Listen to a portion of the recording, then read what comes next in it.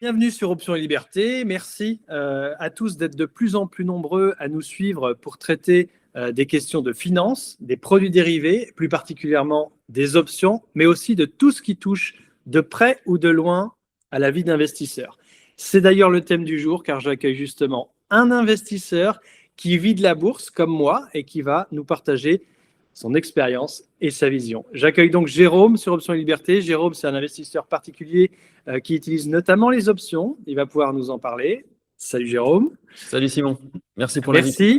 Merci à toi. Merci d'avoir accepté cet échange qui va apporter beaucoup à la communauté, notamment un éclairage un petit peu nouveau et particulier sur les options parce que toi, tu les utilises d'une manière un peu différente de la mienne et tu as de très beaux résultats avec. Et on aura l'occasion d'en reparler.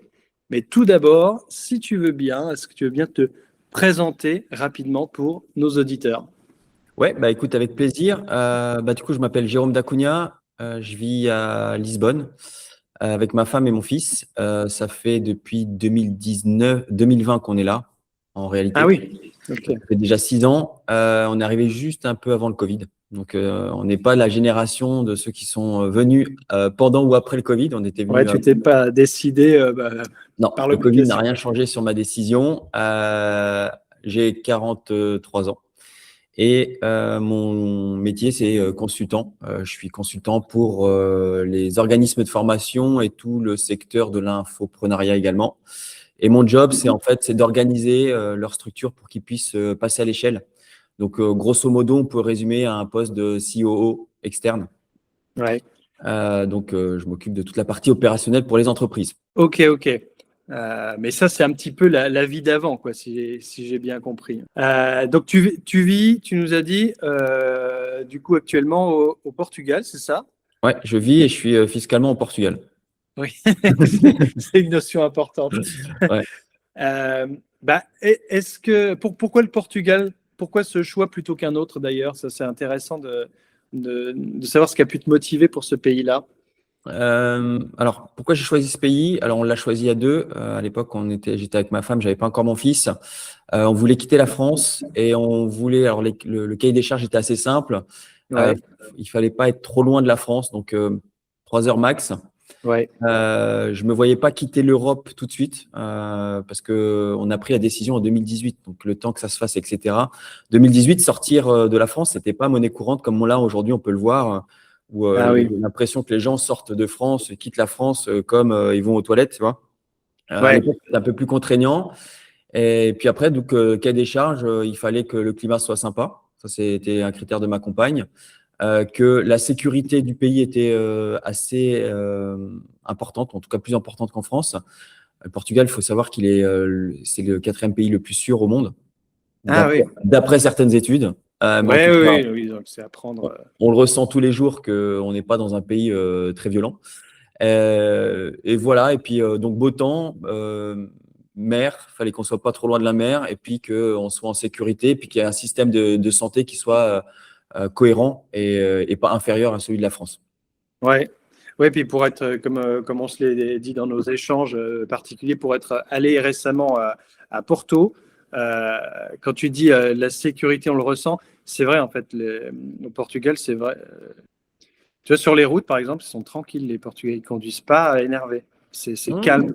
Tu vois, peut-être sur Lisbonne, mais franchement, moi, pour avoir loué une bagnole pendant une semaine, j'ai pas ressenti l'agressivité que je ressens quand je suis en France. Tu vois. Alors oui, tu as raison. Ils roulent mal, mais par contre, ils sont pas agressifs. Ils sont pas agressifs. Tu vas pas te faire arrêter au milieu du rond-point pour un conflit qu'on aurait eu sur la route. Non, ça arrive pas. Ça. En tout cas, ça m'est jamais arrivé.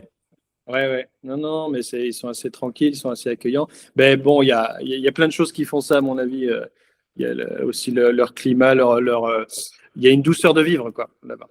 Ouais, puis la culture, c'est une culture, en tout cas, où je vis, c'est une culture fondamentalement chrétienne. Alors, ils pratiquent pas tous, mais on sent quand même qu'ils ont une culture religieuse qui est assez importante. Ah, j'ai rarement vu des églises aussi bien entretenues, aussi nickel que ça. Tu sens que leur patrimoine religieux, et ils en prennent soin. Oui, on sent que c'est un peuple qui est plus nationaliste dans le sens positif du nationalisme. Ils aiment leur pays, ils aiment leur maillot. Quand ça joue au foot, ils sont tous derrière. Tu as 11 millions de personnes qui sont quasiment sur le terrain. Et puis, en fait, quel que soit le sport, dès qu'il y a un Portugais qui est connu, ils vont regarder. Tu vois, je vois des amis qui regardent de l'athlétisme, du cyclisme. Tu vois, ils regardent tous les sports dès l'instant qu'il y a des Portugais dedans, quoi.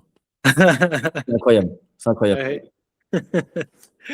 Ouais, c'est chouette. Voilà, en tout cas, voilà, un choix qui est compréhensible. Et alors, du coup, avant d'en arriver là, il s'est passé plein de choses. J'imagine, Ouais. dans une vie, il s'en passe des choses quand on dépasse la quarantaine, c'est qu'on a déjà un bagage bien avancé. Est-ce que tu veux bien nous raconter un petit peu ton parcours professionnel, donc dans les grandes lignes, bien sûr, hein, et puis avant d'arriver à vivre, donc certes au Portugal, mais aussi à vivre de tes investissements. Ouais. Parce que ça, c'est pas quelque chose qui s'improvise, ça se fait pas du jour au lendemain. Il y a d'une, un parcours intellectuel avant d'y arriver, et deux, il y a un parcours professionnel aussi. Est-ce que tu veux bien nous toucher deux mots de ces deux dimensions-là, s'il te plaît? Ouais, je vais aller assez vite dans le parcours, mais globalement, j'ai un diplôme d'ingénieur, donc sur la branche gestion d'entreprise. Euh, donc, dans ce parcours-là, en fait, tu as déjà des notions de finance, de gestion, de comptabilité. Donc, ça te déforme le cerveau d'un point de Ouais. vue analytique assez développé, parce que je l'étais pas plus que ça avant. Mais par contre, j'ai senti un shift quand j'ai fait cette école.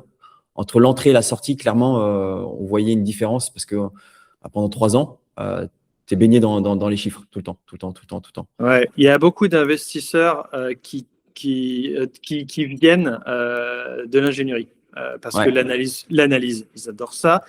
D'ailleurs, ça bloque un peu la performance des fois, ouais, c'est dit au passage. ouais, Mais jongler avec des chiffres, vérifier les informations, vérifier ses sources, tout ça, le côté analytique, ça plaît beaucoup. Et justement, analyse fondamentale ou plus analyse technique, comme c'est un petit peu ton cas à toi, ouais. on en reparlera. Ça, c'est un truc stimulant intellectuellement et ça attire beaucoup, notamment les ingénieurs. Ouais, c'est ça. Donc, du coup, dans ce parcours-là, j'ai eu l'occasion dès le début de rencontrer un intervenant externe parce que j'ai fait une école d'ingénieur en alternance. À l'époque, c'était très peu connu. Maintenant, ça se développe de plus en plus. Et globalement, c'est des intervenants, c'est pas des profs. Ça fait toute la différence dans la qualité Ah ouais. pédagogique parce qu'en fait, ils parlent de choses concrètes et pas des choses qu'ils ont lues dans les bouquins. Et je suis tombé dans le module finance, je suis tombé sur un prof qui était incroyable, qui dès le début, dès le premier jour, nous dit, moi, je travaille pour investir et j'investis pour être libre. Et lui, il investissait dans l'immobilier. Donc, on sentait qu'il avait quand même une consonance financière assez forte. Et puis, il a vu au bout du deuxième ou troisième cours que j'étais quand même assez intéressé par ce principe-là. Ouais. Parce qu'un jour, en fait, en cours, il passe derrière mon écran et sur mon écran, il y avait des graphiques analytiques de Ah, cours de c'était bourse. pas un bubble shot que tu étais en train de faire. Non, non, non, non. Et donc, du coup, il a vu que j'étais en train de regarder les cours de bourse et bien plus que ça, c'est que j'ai payé une partie de mes études grâce à la bourse. Ça, c'est beau, ça. Donc, j'ai réussi à avoir des cours en université en parallèle qui délivraient spécialement dans tout ce qui était finance, donc économie, analyse technique, analyse fondamentale, analyse des produits financiers, etc. Donc, c'est ça qui m'a emmené dès le début dans ce milieu-là. Donc, j'ai eu mon diplôme, j'ai été embauché par la boîte qui m'avait pris en alternance. J'ai travaillé 5 ans au global avec eux. Mon job, c'était restructurer les boîtes. Donc, une fois de plus, analytique, analyse des chiffres, des flux, etc. Ouais. Au bout de 5 ans, j'ai monté ma première boîte qui était un bureau d'études dans l'ingénierie nucléaire. On faisait de l'électronique pour notamment le principal client qui était EDF chez nous, sur des produits de sûreté nucléaire. J'ai fait ça pendant 8 ans. Au Ah bout de oui. 8 ans, ils nous ont racheté la propriété intellectuelle parce que globalement, tu es dans la sûreté nucléaire. Et en fait, moi, ce que je ne savais pas à l'époque quand j'avais créé ça, c'est qu'ils prennent plein de petites boîtes, ils développent plein de projets. Et puis, quand les projets sont mûrs, soit ils te reprennent, donc ils rachètent l'actif, Ouais. ou soit ils te copient parce qu'ils ont vu que fondamentalement, ça marchait. Donc, à partir de là, j'ai dû vendre. Bienvenue dans le monde moderne. Voilà, j'ai dû vendre cette boîte-là. Et puis, je suis tombé un peu par hasard dans le milieu du consulting parce que je ne savais pas trop quoi faire. Et globalement, je me suis dit, bon, pendant un an, je vais me mettre consultant. Parce que il faut reprojeter le truc. En 2015, quand tu avais monté une boîte que tu avais vendue, euh, globalement, je voulais retourner salarié. J'ai postulé à des jobs incroyables et en fait, j'arrivais pas à avoir de job. J'étais en fait pas Trop embauchable. libre. trop libre dans ta tête. Plus Ouais, personne et ne puis en fait, ce qui m'a fait prendre conscience très rapidement, c'est que j'ai fait un entretien sur vraiment un job incroyable. Je pensais vraiment qu'il était fait pour moi. Je fais l'entretien et à la fin, le patron, il me dit, bah écoute, je pense que tu te plantes de voie. Il y aura très peu de personnes qui vont t'embaucher parce que globalement, tu seras sous la responsabilité d'un directeur qui, lui, est salarié. Tu vas venir avec ton cerveau de développeur et tu vas Hmm. vouloir réinventer l'entreprise et globalement, ça marche pas comme ça dans le milieu de l'entreprise. Et donc, bah, c'est ce jour-là où j'ai dit, bon, bah, écoute, il faut que je remonte une activité. Donc, je me suis mis consultant. Je me suis dit, tiens, je vais être consultant. Comme ça, je vais pouvoir rentrer dans les boîtes et fondamentalement, peut-être me trouver un job. Et puis, de fil en aiguille, je me suis retrouvé à être consultant pour les organismes de formation et les formateurs. Oui, oui, parce qu'en fait, tu penses l'entreprise, quoi. Ouais, Tu exactement. tu la fais pas tourner. Ouais. Hmm. Et puis de fil en aiguille, bah, j'ai commencé sur des métiers de conseil, puis après de plus en plus spécialisé sur l'acquisition digitale. On parle de 2018-2019, hein. Ah oui. C'était pas aussi développé Ah, mais qu'aujourd'hui. en fait, on se rend pas compte, mais sur ces 10 dernières années, c'est énorme Ouais, ce le qui a chiffre. bougé dans le Ouais. monde pro, dans le monde de la finance, Ouais. dans l'ingénierie. C'est énorme ce qui s'est passé, en fait. C'est pour moi, c'est un changement de paradigme complet. Ouais, ça nous paraît très familier aujourd'hui, mais c'était pas une évidence 10 ans en arrière. Ouais, exactement. Et du coup, bah, au fur et à mesure, j'ai avancé dans mon processus et je me suis rendu compte que fondamentalement, ils avaient besoin d'une organisation. C'était un secteur qui était assez nouveau. Je pense que tu connais l'infoprenariat, qui a été lancé par des gens souvent qui cherchaient de la liberté, mais qui avaient parfois pas d'expérience professionnelle. C'était leur première expérience professionnelle et Hmm. leur seul but, c'était de vendre. Et donc là, je suis arrivé avec une casquette de gestionnaire, de dire, attends, écoute, tu fais du chiffre d'affaires, c'est bien, mais déjà, il faut faire de la marge. Et en parlant de marge, il y a de structuration, il y a de la gestion, etc. Et donc, j'ai apporté sur ce secteur qui était quand même assez nouveau, un angle de gestion, vraiment une compétence de gestion. Et c'est là où, en fait, j'ai réussi à bien développer mon activité parce que très rapidement, ils ont vu que c'était utile et bien plus qu'utile. Et Hmm. j'ai réussi très rapidement à avoir des contrats où j'avais une participation variable. Et donc, c'est là Ouais. où j'ai pu exploser, on va dire, mes revenus parce que je vendais pas simplement de l'heure, je vendais de la rentabilité. Et donc, je gagnais ma vie par rapport à la capacité à produire de l'argent dans leur boîte. Ouais, ok. Donc, c'est comme ça que je suis arrivé là et c'est comme ça que j'ai réussi à me créer un patrimoine. Ah oui, d'accord, ok. C'est pas avec la vente de ta boîte Non, dans parce que la vente sur ma boîte, fondamentalement, on était dans des époques où les levées de fonds ne se faisaient pas sur un PowerPoint et que foncièrement, on était dans un secteur quand même assez compliqué. Et comme je te le disais, en fait, la vente a été un peu forcée. C'est globalement, soit on leur en vendait l'actif, soit ils nous Oui, copiaient. ouais. Et donc, globalement, quand tu payes les investisseurs qui sont rentrés au capital parce que ça nous a demandé de la R&D, que tu payes tes différents associés et qu'à la fin, tu payes tes impôts, bah non, j'ai pas gagné ma vie et globalement, j'ai été quasiment break-even, quoi. Est-ce que ça a été un moteur pour s'expatrier, justement? Ah, ça a été le moteur. Ah, d'accord. Ça a Ok. été le moteur. C'est la C'est bonne question. quand j'ai vu l'énergie que j'ai mis et qu'à la fin, sur la division qu'on faisait de ce qu'on a Ouais, gagné et ouais. que tu enlevais la partie imposition, tu regardes à la fin ce qui te reste. Le chiffre, ouais. Ah, là, tu te dis, oh, non, j'ai vraiment travaillé pour l'État, là. J'ai Ouais, vraiment travaillé pour l'État. ouais, ouais. Et donc, ouais, ça a été le shift. C'était shift. Et puis, en plus, la brutalité que les agents du fisc ont dans ce genre d'opération. Ils arrivent avec une casquette qui est quand même. Alors, je ne sais pas si tu as déjà eu un contrôle fiscal ou si tu as eu déjà affaire au. J'ai déjà rencontré des gens qui en ont eu, des contrôles fiscaux. Et ils disent tous la même chose en disant j'étais naïf au début, je pensais que c'était des gens bienveillants, ça allait être gentil et tout ça. Et en fait, c'est pas des gens qui sont là pour ça. C'est pas des gens qui sont là pour créer de la valeur. Ils sont là pour prendre quelque chose. Ouais, ouais, c'est même pas une question de gentillesse, parce que fondamentalement, la gentillesse, j'attendais pas de la gentillesse de leur part. C'est Non, mais c'est leur de casquette comprendre. de dire bah, je Ouais, viens défendre les intérêts de l'État. ouais. Et parfois, tu as des prises de décision qui sont à l'encontre de ce que le code de la finance indique, C'est clairement. du coup, c'est Ça du m'a- court terme parce que le bien de l'État aussi, c'est dans le bien de l'État aussi, dans l'intérêt, dans la raison d'État, qui est des gens qui ont du patrimoine et qui continuent à vivre en France en gagnant de l'argent en France. Machin. Si tu leur tires trop dessus, au bout d'un moment, ils se cassent. C'est juste normal, quoi, ils s'en vont. En fait, si tu regardes un peu, on sort un Très peu. court-termiste, en fait, le système des impôts français, malheureusement. Ouais, et le problème, c'est que le jour où ils s'en aperçoivent, c'est souvent trop tard parce que, en fait, si tu regardes, moi, je regarde deux pays parce que c'est deux pays que je connais, la France et le Portugal.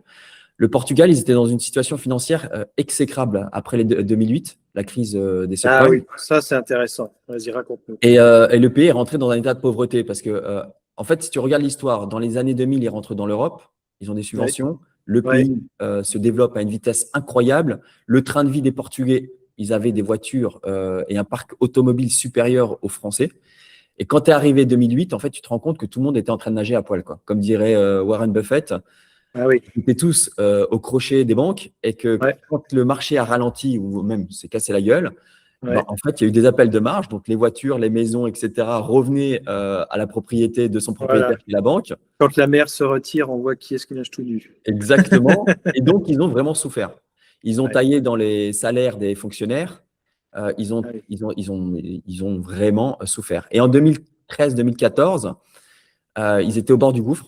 Ils étaient dans une situation, à mon avis, similaire à la Grèce. Et ils avaient Ah le oui. choix de soit faire, comment ils appelaient ça à l'époque, la troïka, je crois. C'est Une vendre. politique stricte, quoi, Ouais, voilà, la politique qu'ils ont. d'austérité. Ouais, voilà, une politique d'austérité qu'ils ont appliquée sur la Grèce et le Portugal a refusé. Oui. Ils ont dit non, non, nous on va développer, on va réduire notre dette par la consommation intérieure. Et ils ont mis en place, c'est là qu'ils ont mis en place des allègements fiscaux pour tous les étrangers, notamment les retraités français. Et en fait, ils ont fait le pari simple en disant, bon, écoute, on va les attirer. Ils ont du pouvoir d'achat supérieur aux Portugais et on va Ah, augmenter la TVA. La TVA est à 23% ici. ah oui. Et donc, on ne va pas prendre en direct, mais comme ils vont consommer chez nous, ils vont acheter des biens Mm. immobiliers, etc., et ben, en fait, ils vont faire travailler les finances publiques. Rentrer de l'argent autrement. Ouais. Exactement. Et en fait, quand tu regardes la répartition, un État se finance en grande partie par la TVA. Et, ben, en fait, tiens, j'arrête 30 secondes là-dessus sur cette idée Ouais, parce qu'en fait, en vision long terme, c'est excellent. Si tu laisses les gens continuer à avoir du pouvoir d'achat, un capital qui grossit, mais qui consomme, en fait, ils ont de plus en plus de pouvoir d'achat et ils consomment de plus en plus, au bout d'un moment, aussi dans le pays. Donc ça, c'est un exactement. système viable de richesse, en fait. Ça, c'est très intelligent. Ouais, ouais. Et puis en plus, le portugais, il est très proche de l'américain dans son mode de fonctionnement. C'est Dans son que, système de dépense, tu veux dire? exactement, l'argent circule très Une vite chez flambe? lui. Il flambe, c'est des gens qui aiment bien consommer. En Et fait, moi, ce que j'ai vu, c'est que tu vois beaucoup de belles maisons bien entretenues. Tu sens qu'ils mettent les moyens dedans. C'est beau, c'est propre. ouais. C'est pas qu'un cliché, c'est vraiment une réalité. Ouais, bah, je te donne une anecdote. J'ai acheté une voiture et moi, les voitures, c'est un objet qui me permet de me déplacer d'un point A à un point B. Et j'achète un véhicule et j'ai des amis qui me disent, quand j'ai fait mon choix, j'ai acheté une 308 classique. Alors, on fait que de la ville. Aïe, aïe, aïe, aïe. Et là, j'ai un ami qui me dit, mais tu as besoin d'argent, tu veux que je te prête de l'argent, mais sincèrement, parce qu'il il s'attendait que j'achète une Mercedes, tu vois, Ah oui, oui, oui. ou une BM. Ouais. Et donc, ils aiment bien dépenser l'argent, ils aiment bien investir, ils aiment bien le bon matériel, etc. Mais toujours est-il que il circule vite l'argent, et ça, je pense que c'est ce qui fait que le Portugal aujourd'hui est très fort. Ils ont fait venir des gens avec du pouvoir d'achat. Ces Ouais. gens-là consomment, les prix augmentent, l'immobilier, les voitures. Ils ont été patients, en fait. Ils ont laissé les gens venir et puis Ouais. consommer dans l'intérieur du pays. Et 10 ans après, donc ça fait à peu près 10 ans qu'ils ont mis cette politique en place. Eh ben, tu regardes le déficit français et le déficit portugais, il y en a un qui descend, l'autre qui monte. Ouais. Et pour rejoindre ce que tu dis, dans ce que j'ai pu voir, là, il y a à peine 2, 3 semaines, dans Porto, il y a des travaux partout. Ouais, Ça, c'est le signe d'un ouais, dynamisme économique très fort. Ils sont en train de tout refaire ouais. et de tout remettre en état, à neuf. Ah, Ça veut dire qu'il y a des sous. ouais, Il y a ouais, des sous et ils l'utilisent. et ils font venir beaucoup de capitaux extérieurs. Ouais, Après, le problème et le revers de la médaille, c'est qu'on est en croissance. On le sent, tu le sens en fait. ouais. Moi, je fais du sport, je fais du padel à côté, c'est plein. Donc, il y a de l'activité, les gens sortent, ils consomment, ils vont dans les bars, les malls ici, alors comment on dit, les centres commerciaux, Ouais. etc. Par contre, ça te fait flamber les prix de l'immobilier. Les prix de l'immobilier sont complètement accurants. On aura l'occasion d'en parler.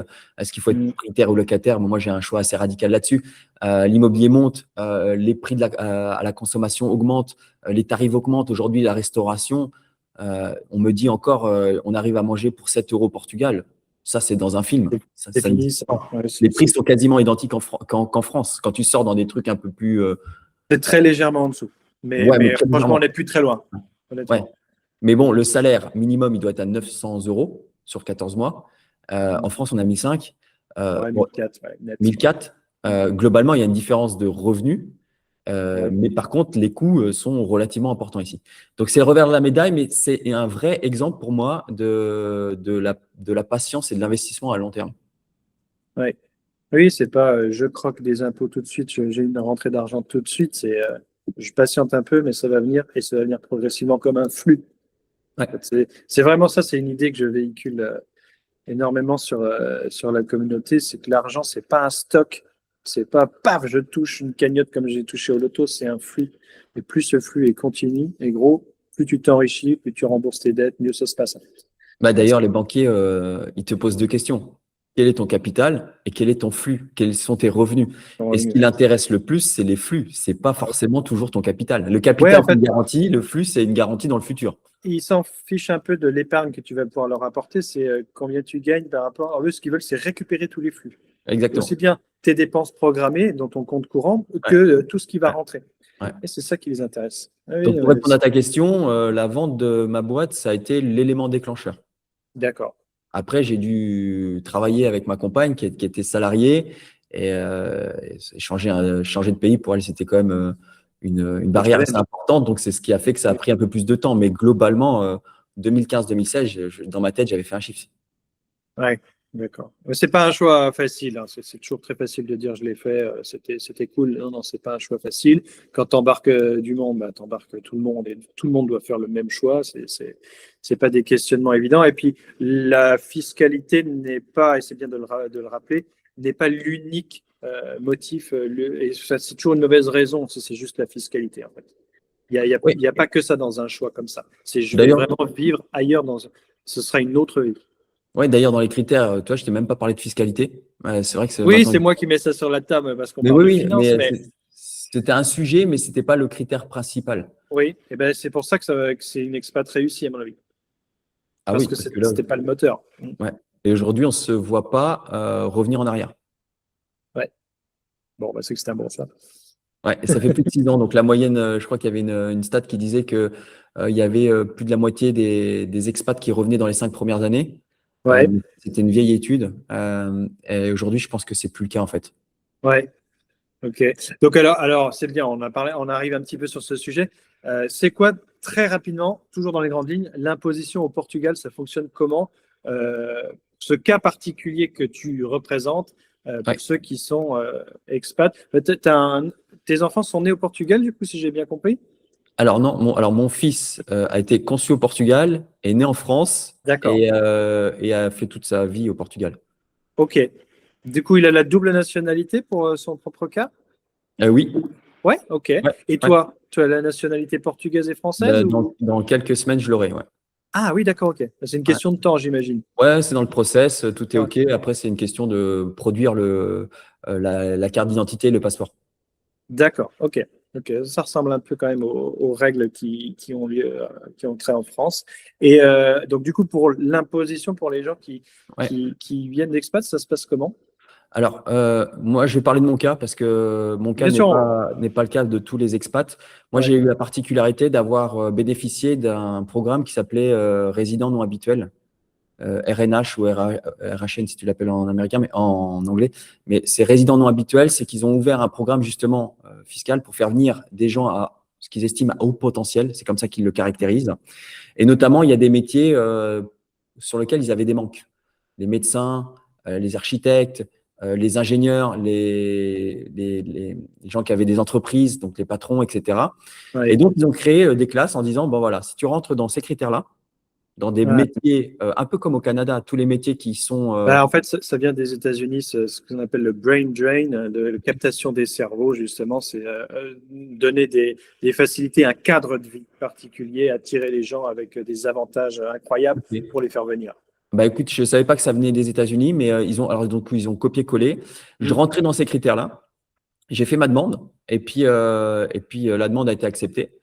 Et donc, dans ce cadre-là, on a un régime fiscal particulier. D'ailleurs, ça s'appelle des résidents non habituels. pour les Ah oui. dissocier des résidents habituels. Et globalement, quand tu as une entreprise, donc moi j'ai mon entreprise au Portugal maintenant, comme je faisais du conseil et que parfois je fais encore quelques prestations de conseil. Donc, tu as remonté la boîte, l'enveloppe quoi, au Portugal. Tu l'as clôturée en France et tu l'as Ouais, remontée au ouais, Portugal. ouais, D'accord. ouais. D'ailleurs, si je l'avais maintenu en France, sachant que j'étais résident au Portugal, Aucun euh, problème. et ça poserait un problème. Ouais. Ouais, Ok. oh, c'est là qu'il faut prendre les choses dans son contexte. C'est que les Français qui montent des boîtes à l'étranger, mais qui vivent en France et qui n'ont aucune activité réelle à l'étranger, sont fiscalement répréhensibles. Mais Ouais. l'inverse aussi. Ça veut dire que Ouais. quand tu es au Portugal et que tu montes et que tu as une boîte en France, bah, globalement, tes impôts, tu dois les payer au Portugal. Et il faut que tu puisses prouver que tu as une vraie activité économique en France. Dans mon cas, ça pourrait se justifier, mais moi, maintenant, j'ai tout mis au Portugal. C'est D'accord. beaucoup plus clair, ça évite toute problématique et frais d'avocat sur des incompréhensions des États. Ouais.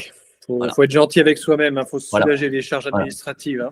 Donc, pour revenir au sujet, j'ai une entreprise. Donc, grosso modo, le statut, il est très simple. C'est comme si j'avais une auto-entreprise sans Oui. aucun plafond. Ah Ils ont oui. fait ce type pour toutes les boîtes qui font du conseil, tous ceux qui sont avocats, etc.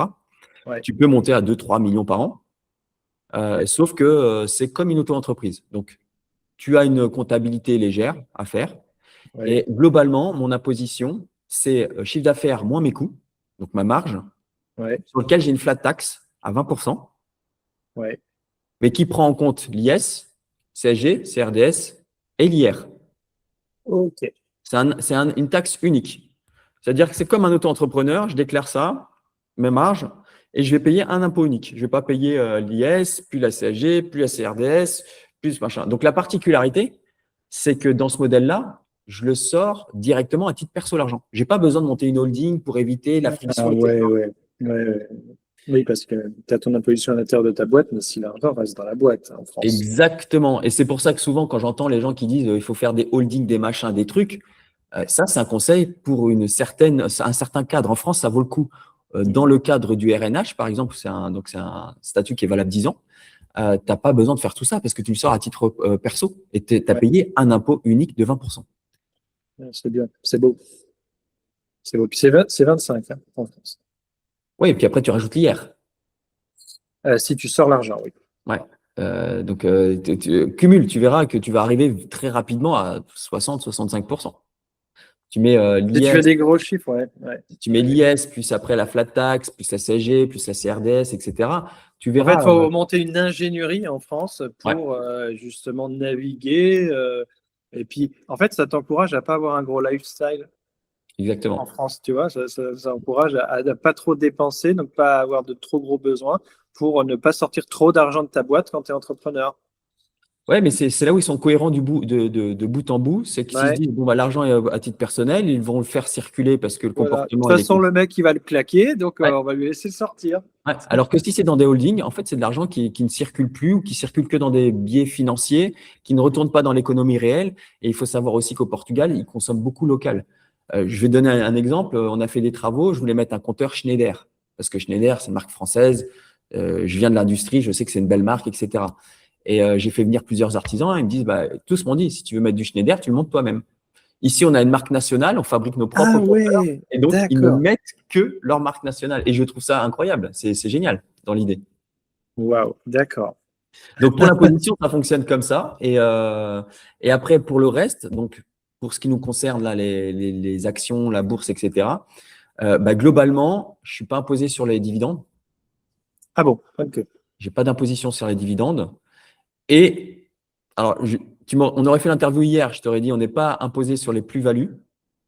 Mais hier, j'ai eu un message de mon fiscaliste où il y a un doute qui rôde et donc on va faire justement ce qu'on appelle un rescrit fiscal en France. On va le faire au Portugal pour que l'État se positionne parce que c'est pas si évident que ça. Mais jusqu'à hier, les plus-values n'étaient pas imposées. Alors, jusqu'à ma compréhension d'hier. On aurait dû faire ça un jour avant. On aurait fait rêver Ouais, les gens. ouais. Mais bon, déjà sur les dividendes, c'est incroyable. Alors, Ouais, quand tu as des dividendes en Europe, du coup, tu as zéro imposition complète. ouais. Après, quand tu as des dividendes aux US, tu sais que tu as le prélèvement à la source qui est de 15%. Bah oui, en fait, c'est ça. En fait, ils te le rendent. C'est l'État qui te le rend par convention fiscale avec les États-Unis, par exemple. Ouais. Les actions américaines. Oui, d'accord, ok. Oui, le mécanisme, il est assez simple. Ok. Ok, ok. Ouais, bon, ça reste intéressant. Et c'est une dizaine d'années, cette C'est exonération 10 ans, ouais. fiscale? Ouais. Bon, tu as, le temps de faire ta vie quand même en 10 ans. Et puis, une réflexion que je me faisais en t'écoutant, il vaut mieux toucher pour un État, hein, c'est ça, on parle de l'intérêt de l'État, il vaut mieux toucher 20% d'1 million que 60% de 200 000. Voilà, bon, c'est QFD, on a tout dit. Allez, on arrête de bâcher l'État, on lui a assez fait de tort. Je pense qu'ils n'ont pas besoin de nous pour ça. Ouais, c'est bon, il se débrouille. Euh, eh ben, écoute, avançons un petit peu. Donc, il y a une partie de ta vie enfin, tu vis en partie du coup de la bourse. Et une question que j'aime bien poser, c'est comment tu fonctionnes pour vivre de la bourse? Alors, tu as ton activité à côté encore aussi qui te rémunère, ça c'est une chose, mais comment tu fonctionnes dans ta gestion financière? Est-ce que tu retires une somme fixe en te disant bah, dans l'année, je vais dépenser tout ça en début d'année et tu vis avec, bah, j'ai le droit de dépenser tout ça. Est-ce que tu as de l'épargne de côté ou est-ce que tu retires tous les mois? Comment tu gères ça de ton Alors, côté? de façon très transparente, en 2023, j'ai eu une très belle mission qui m'a fait rentrer un gros flux d'argent. D'accord. Et moi, je m'étais tout le temps fixé un montant psychologique en me disant, quand j'aurai atteint ce montant-là, globalement, j'arrête de bosser. Donc, janvier 2025, on fait le bilan, je récupère donc, ma commission. Et je me dis, bon, je vais arrêter de bosser parce que ça a été dur. Je ne l'ai pas obtenu comme ça facilement. C'était une mission assez compliquée. Et je me suis dit, tiens, je vais arrêter de bosser parce que voilà, j'ai 43 ans, j'ai un enfant qui avait 3 ans, 4 ans, pardon, 4 ans. Et je me dis, tiens, je vais en profiter. Ouais. Ça a duré 3 mois. Au bout de 3 mois, Quand on est un bosseur, c'est difficile. ouais, voilà, je tournais en rond. Bon, super, je faisais du sport, je me suis mis à faire du sport, mais bon, globalement, les gens, ils travaillent entre 9 h et 17 h. Et donc, je trouvais personne Oui, avec qui jouer. oui. C'est une problématique que j'ai eue aussi quand j'ai shifté, quand j'ai quitté mon emploi, de dire c'est bien, moi je suis là toute la journée, je suis dispo, mais personne n'est là la journée. Exactement. Et puis même, je pense que la Dolce Vita, ça va 2, 3 mois, Ouais, et puis ouais, après, c'est tu as ça. envie, t'as envie de faire des choses. En fait. Tu as envie Mais d'avoir par une contre, contribution. j'ai repris une activité, mais avec un autre mood. C'est-à-dire qu'un autre état d'esprit, c'est que Oui, je le fais parce que j'aime bien ça, parce que j'aime la compétition et de dire, bah, tiens, je vais aider des boîtes, on va te challenger, on va avoir des problèmes techniques, on va les résoudre, etc. Ça, c'est mon profil. J'aime bien résoudre des problèmes. C'est comme ça que je prends du plaisir dans le travail. Mais ouais, j'avais pas le même état d'esprit. Je ne fais plus pour m'enrichir personnellement, même si j'ai j'ai des prestations assez élevées. Mais je le fais avec un état de dire, voilà, j'en prends du plaisir. Donc, ça veut dire quoi? Ça veut dire que je peux me sélectionner les clients. Avant, je le ouais. faisais un peu moins. Donc, j'ai repris une activité, mais globalement, ta question, c'est comment je gère mon budget, c'est ça? Ouais, ouais, ouais, ouais, Ouais. vraiment une question, on est dans Ouais. la Alors, technique pure, en fait. ouais, alors, tout mon patrimoine est en bourse. Ok, ça, c'est déjà une réponse très claire. Ouais. J'ai pas d'immobilier. Ouais, Pour plusieurs raisons.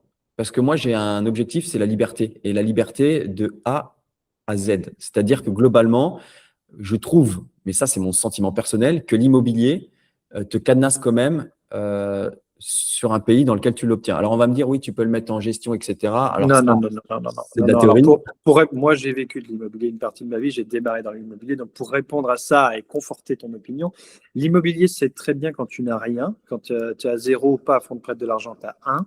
C'est très bien. L'immobilier, c'est pas une croissance comme la bourse, c'est des escaliers. Tu franchis des paliers de Ouais. richesse à chaque fois que tu rentres quelque chose. Par contre, c'est pas passif et c'est pas non plus, ça ne fait pas sortir de ta vie le conflit, l'éternel conflit propriétaire-locataire qui existe et qui est indépassable. Hein. Ce ne sera pas tes amis, tes locataires. Ouais, ouais. Puis je trouve que c'est un métier. Avoir de l'immobilier, c'est un métier. Il y en a qui le Au bout font. d'un moment, c'est une activité pro, Ouais, ouais. C'est ouais. de l'entrepreneuriat. C'est de l'entrepreneuriat. Donc voilà, ça c'est Quand mon tu as un, sentiment. deux, trois petits apparts, bon, tu es un particulier Donc qui ça, fait c'est la ça. première raison. La deuxième raison, c'est que je suis étranger, que je suis à mon compte et que les crédits au Portugal ne sont pas du tout les mêmes qu'en France, Oui. aussi bien dans les conditions que sur l'obtention. Par exemple, du 110%, ça n'existe pas au Portugal. Du Financer un financement bien à 110%, ça n'existe pas. à C'est ça? 110%, c'est impossible. Il faut au moins mettre 20 à 30%. Oh, c'est beaucoup. Voilà. Et puis après, c'est en taux variable en règle générale. Le taux fixe est très cher. Oui, non, mais les Français ne se rendent pas compte, mais Ouais. c'est génial d'avoir un taux fixe. En fait. Exactement. Donc ça, c'est la deuxième raison. La troisième raison, c'est le rendement. Je te donne un exemple. Aujourd'hui, moi, je suis dans un appartement qui est valorisé, qui pourrait être mis en vente. Alors, c'est pas qu'il est mis en vente à un prix qui sera vendu à ce prix-là, parce qu'au Portugal, il y a quand même un écart entre les deux, mais qui pourrait être mis en vente entre 650 et 700 000 euros. Okay. Je paye, pour être complètement transparent, je paye 2 300 euros par mois, ce qui fait à peu près 26 000 euros par an. Ouais, c'est des prix qui sont quand même proches des régions les plus dynamiques françaises. Hein. Ouais, En termes de chiffres, ça fait cher. Hein. Ouais. Faut les loger, tous les expats qui arrivent. Et Ouais. donc, la construction a été ralentie. Donc là, ils sont en train de gérer le truc. Mais quand tu fais 26 000 sur 700 000, alors, je n'ai pas fait le calcul, mais la rentabilité, elle est pas bonne. Attends, je vais te le faire vite fait, le calcul. Ouais, quand je fais le calcul du rendement de l'immobilier, 26 sur 700, tu es à 3,7% brut. Oui, c'est nul. Enfin, c'est nul. Donc, tu ne gagnes pas ta vie avec ça. Quoi. Ouais, j'ai pris le parti de dire, bah, écoute, ces 700 000, au lieu de les mettre dans de l'immobilier, ce que je vais faire, c'est simple. Ces 700 000, si je les place en bourse, tu payes ton loyer et en plus, tu bats l'inflation. Tu payes ton train de vie aussi. Voilà. Donc, c'est pour ça que je ne suis pas propriétaire. Alors après, tu pourras me dire, oui, mais l'immobilier, tu as le rendement net et puis après, tu as le rendement de l'actif, c'est-à-dire que tu as les loyers et puis après, tu as la valorisation qui augmente. Foncièrement, tu es obligé de vivre quelque part. Hein. De toute façon, c'est indépassable. Donc, tu ne le vois pas. Enfin, il est jamais vraiment à toi. Oui, puis je pense qu'il y a un tel décalage dans la réalité. Je ne vois pas comment l'immobilier pourrait encore grimper encore plus parce qu'un Portugais lambda ne peut pas, il peut plus y accéder. Donc, et on l'a vu. Et je pense que ce qui s'est passé à Dubaï, c'est clairement remettre l'église au centre du village. Quand tu vis des gens qui viennent de l'extérieur et qu'à un moment donné, tu as un problème, l'immobilier, il chute. Et au Portugal, en fait, dès l'instant qu'ils ne pourront plus faire venir des capitaux, ils devront vivre des gens qui habitent au Portugal et les Portugais. Et donc, la décorrélation va ramener l'immobilier au prix de la raison, quoi. Pour moi, elle est là, tu vois. Donc, il y aura une recorrélation avec le pouvoir d'achat. Exactement. Pour l'instant, ce modèle m'intéresse plus parce que c'est pas rentable. Le jour où ça devient rentable, bon, bah, je réfléchirai à voir si c'est intéressant d'avoir une maison ou pas. Mais une fois de plus, la liberté prévaut, pour moi, sur le reste. C'est pour ça que je suis full bourse.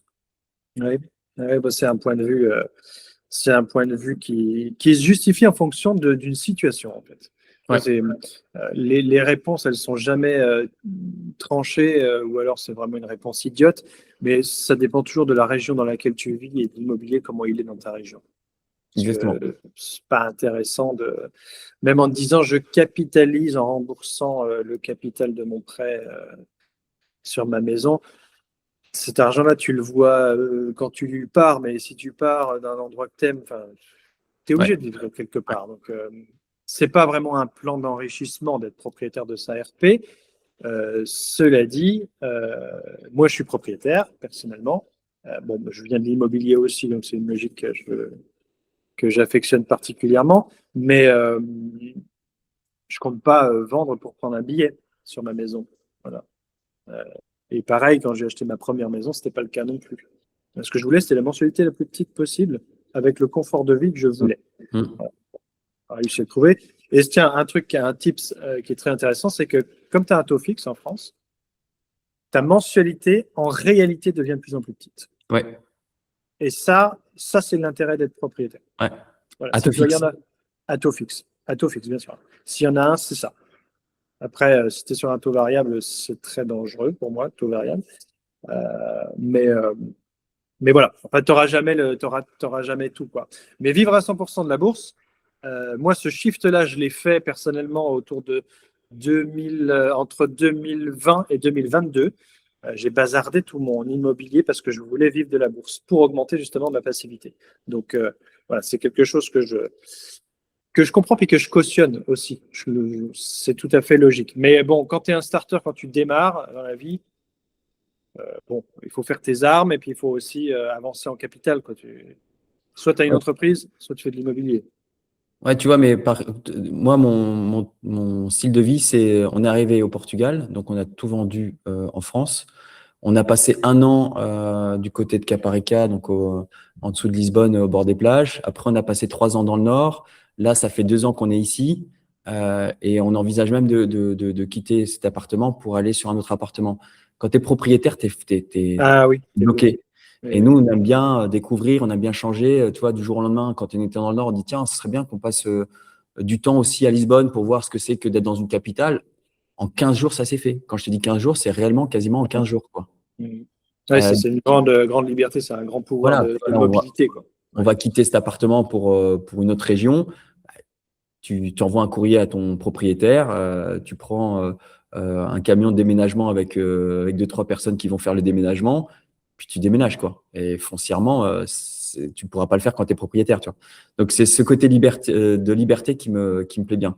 Et puis surtout, bah, on va en parler un peu plus tard, mais l'argument souvent, c'est qu'on a du levier sur l'immobilier. Mais quand tu découvres que tu peux avoir du levier sur des produits financiers, Ouais. et ben là, ça change le game. Et du coup, on parle d'égal à égal. C'est vrai, non, c'est vrai. En fait, c'est ça qui est bien avec notre époque aussi, ce qui n'existait pas forcément avant, c'est que euh, tu peux utiliser du levier. Alors moi, personnellement, je ne sais pas ce que je fais d'utiliser du levier. J'utilise le capital que j'ai, mais tu peux bouger un petit peu cette limite. Ce que tu peux pas faire, en immobilier, ça c'est pas possible. Ce que tu peux pas faire avec une banque comme ça, sinon tu prends un prêt conso, ce qui est pas une bonne chose non plus, parce que c'est pas à ton avantage en général.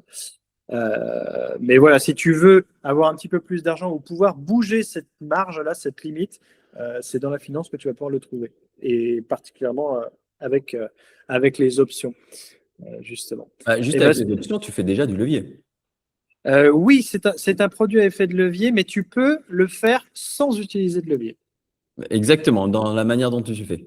Ouais, voilà. Et c'est là qui est bien. Bah, c'est une excellente transition. Ça nous amène à ta vision à toi, notamment sur les options, qui sont un produit dérivé, je le rappelle pour ceux qui le découvrent, et une assurance sur le prix futur d'une action ou d'un sous-jacent quelconque. Et justement, on dit que c'est un effet de levier parce qu'on ne prend pas la position tout de suite, on la prendra plus tard. Mais il y a deux positions. En fait, tu ne me contrediras pas là-dessus, je ne pense pas. Soit tu as tout cet argent-là et la position plus tard, tu pourras la payer, tu seras en mesure de la payer. Soit tu l'as pas et c'est pas grave. Tu prends quand même ton scénario et dans la durée de vie de cette option-là, tu la revendras à un moment ou à un Mm, autre. mm. Ok. Et ben écoute, est-ce que on va rentrer un petit peu dans le dur si tu veux bien. Est-ce que tu veux bien du coup nous parler un petit peu de ta technique à toi, de comment tu utilises les options? C'est une poche de ton portefeuille, si j'ai bien compris. Euh, et comment tu vois les choses? Pour toi, comment tu les utilises, les options, dans l'ensemble de ton portefeuille? Avec quelle proportion? Et comment est-ce que tu vois cette question du levier, là, justement, Ouais. dans ce que tu fais? Alors, avant de répondre à cette question, faut que je parle de la répartition, je pense. Oui, bien sûr. Dans la répartition du capital, grosso modo, je suis investi à 40% dans des ETF. Ça paraît Ouais, bizarre, mais j'ai des ETF. Euh, j'ai à peu près 30% sur du stock picking. Donc, je prends des actions individuelles ouais. pour apporter un peu plus de performance à mon portefeuille. Les Ouais. ETF, c'est plus la sécurité. C'est le fond de ton Ouais, c'est le portefeuille, fond, hein. C'est le exactement. socle Exactement. Et je vais stable. essayer d'apporter un peu de performance avec des entreprises individuelles. Ouais, Contrairement à toi, je suis plus sur des grosses boîtes que sur des small caps parce que la ouais, stratégie n'est pas la même. Et puis après, sur les 20% restants, bon, bah, il y a du cash dispo ouais. et il y a les fameuses options. En D'accord. grosso modo, j'ai à peu près 10 à 15% en options, sachant qu'on peut avoir du cash et le jouer en option. Mais sur ces dernières poches, justement, je vais intégrer de l'option pour aller justement corriger mon portefeuille. C'est-à-dire qu'en fait, quand tu as des répartitions qui deviennent déséquilibrées parce que tu as une action qui monte trop, etc., bah, au lieu de vendre et passer par la case fiscalité, tu peux venir corriger cette répartition en mettant du levier à travers des options. Et en fait, je vais venir superformer mon portefeuille avec les options. Par exemple, je vais te donner un exemple très simple. On voit tous les navires qui commencent à se mettre sur le détroit d'Ormuz pour éventuellement un conflit en Iran. Le pétrole était à 65 $. Alors, ouais. Et là, je fais un calcul simple, je fais risk-reward. Quel est le risque qu'on est en train de vivre? Donc, la montée extrême du pétrole si jamais ça dégénère. Ça dure. En fait, le problème, c'est si Ça, ça c'est le dure. gain, pardon. Et le risque, c'est est-ce que j'ai un risque que le pétrole baisse en dessous de 65 $ au vu de la situation? Ouais. Le risque, pour moi, je l'inhibe parce que entre 60 et 65, c'est le prix du pétrole classique dans un monde économique classique, Mhm. sauf Covid, hein, bien sûr. Et puis, le fait que ça monte, par contre, il y avait beaucoup plus de probabilité que ça monte. Donc, qu'est-ce que je fais? Au lieu de vendre, d'acheter des actions dans le pétrole ou surpondérer, ben, j'ai voulu surpondérer mon portefeuille global sur le pétrole. Et donc, qu'est-ce que je fais? Ben, j'achète des options Mhm. sur l'ETF XLE, qui est Ouais. l'ETF qui reprend toutes les boîtes américaines dans le pétrole. Donc, comme ça, je résume pour ceux qui ne sont pas très familiarisés avec les options. C'est-à-dire que tu ne prends pas la position. Tu n'es Non, pas en risque de non, marché. Tu non. prends une option. Une option, c'est une assurance en disant, mon scénario, c'est que ça va monter là Ouais, dans ton scénario, du coup. Ça va monter. Si ça monte, j'ai raison. Si j'ai raison, j'entre en position. Si ça monte pas, ça veut dire que j'ai eu tort. Et si ça monte pas, j'entrerai pas en position. ouais. Et Voilà, si, c'est en ça. fait, si ça stagne, je perds pas grand-chose. Oui, au pire des cas, voilà, ton pari n'est Je pas revends, très risqué. je revends mon call et fondamentalement, j'aurais peut-être 10% de perte et encore. Si Ouais. ça baisse, bon, c'est là, par contre, que tu peux avoir un risque important. Un risque important, tu peux perdre ton call. Par contre, si ça monte, tu peux faire 3, 4, 5 fois ton call. Ouais. Et Bah, donc, risque important, en fait, la somme que tu as mis dans ce oui, que tu as payé, donc la prime de l'option, ce que tu as payé, c'est une partie raisonnable de cette poche que tu as conservée, de exactement. tes 10 Ouais, à 20%. C'est une partie raisonnable ouais. qui seront compensées par le reste de ton portefeuille, par son avancée Exactement. naturelle. Donc, Et là, tu as mis le doigt sur quelque chose, c'est que, en fait, s'il n'y a pas conflit, je pars sur l'hypothèse que mon portefeuille va continuer à grimper parce qu'il n'y a pas de risque majeur global. tout à fait. Donc, je vais venir compenser l'éventuelle petite perte que Ça j'ai va sur l'option. absorber la position spéculative. Voilà. Exactement. Et Ouais. si par contre il y a conflit, bah, les actions tech vont potentiellement baisser. Mais par contre, je vais le compenser avec la hausse de mon option.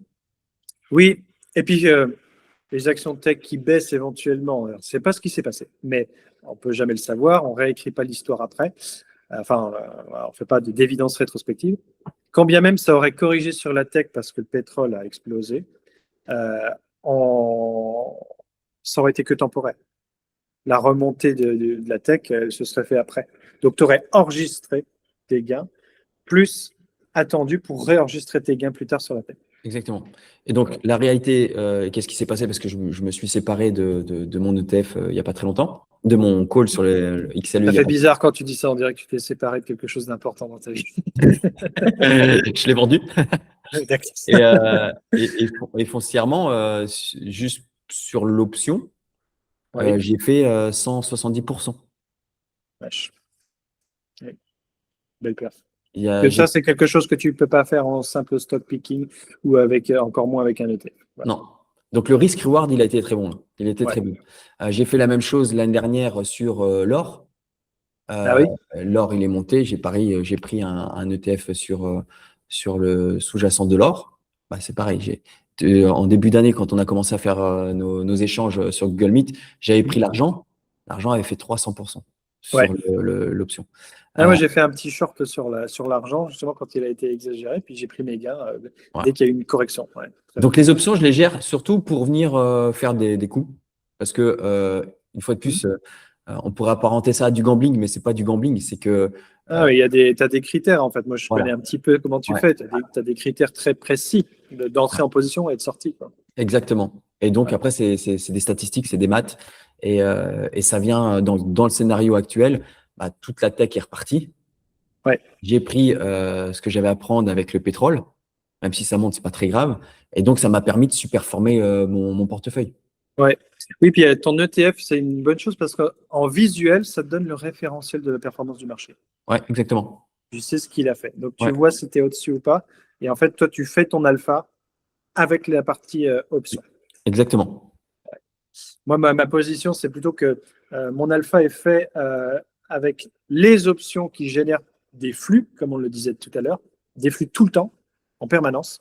et ces flux font avancer le portefeuille. Mais ce n'est pas un événement de marché. Je n'attends pas qu'il y ait un événement macroéconomique. Et en général, je suis assez mauvais d'ailleurs sur cette partie-là, sur la partie macro. Moi, je n'arrive pas à voir les signaux comme toi, tu peux les voir avec les indicateurs et la maîtrise et le niveau de technicité que toi, tu peux avoir. Mais les deux stratégies fonctionnent en fait. Les deux sont valables. C'est ça qui est super intéressant. Merci, là, tu nous as apporté une sacrée vision intéressante sur les options. J'espère que cet outil, en fait, il va se démocratiser progressivement pour les gens parce que c'est quand même un sacré moteur de développement financier. Ouais, et puis j'ai vu passer des annonces comme quoi ils voulaient même pouvoir fractionner les options. Ouais, d'options. Ouais. Wow. Après, comme ils font avec les actions. Exactement. Quand tu as des options trop chères, tu peux fractionner, prendre qu'une partie, une proportion avec ton capital. Aujourd'hui, tu es obligé d'en acheter 100. Si tu achètes 100, ça fait des très grosses positions. Si tu vends des puts de Meta, par exemple, tu as quand même un collatéral qui est relativement assez important. Je crois que Meta, il doit être à combien? 400, 500? 600. Ou 600. Ouais, donc tu en prends 100, ça fait 60 000. Bon, c'est dans le cas extrême, hein, si ça venait à tomber à zéro, mais le risque que tu prends en vendant des puts, il est de 60 000. Et puis même l'assignation est relativement assez importante. Mais voilà, donc moi j'achète des calls et puis alors, toutes les actions ne sont pas aussi valorisées. 612 Meta, 612 aujourd'hui. Ouais. Ça fait des grosses positions, ça c'est sûr. Mais là, c'est quand on parle des méga caps américaines. Oui. Sur de la big cap, qui est déjà très gros, tu peux avoir quand même des prix inférieurs avec des positions beaucoup plus petites, hein, même avec un multiple de 100. Mais du coup, ils pensent même à splitter le panier de 100, donc ça te permettra d'acheter des options pour moins de risques potentiels. Ouais. Après, une bonne ou une mauvaise chose, j'en sais rien. Est-ce que parce que souvent on me dit oui, les options c'est dangereux. En fait, c'est dangereux dès l'instant que tu sais pas ce que tu fais. Mais alors calculer ses tailles de position. En fait. Voilà, c'est pas plus dangereux que de mettre full Tesla par exemple. Ah bah ça c'est sûr. C'est pas. Oui. Le risque, on le voit jamais, mais le risque, il est jamais à l'endroit où tu penses. Parce puis comme toujours, il faut toujours questionner les idées reçues. Il faut toujours dire qu'est-ce que ça veut dire dangereux, qu'est-ce qu'il y a derrière. Ok, c'est l'effet multiplicateur de celui qui ne comprend pas ce qu'il fait qui est dangereux. Mais comme celui qui prend une action et qui ne sait pas ce qu'il fait, il est tout aussi dangereux lui, sur la route de la finance. Ok. Tu peux nous partager très rapidement tes critères d'entrée en position.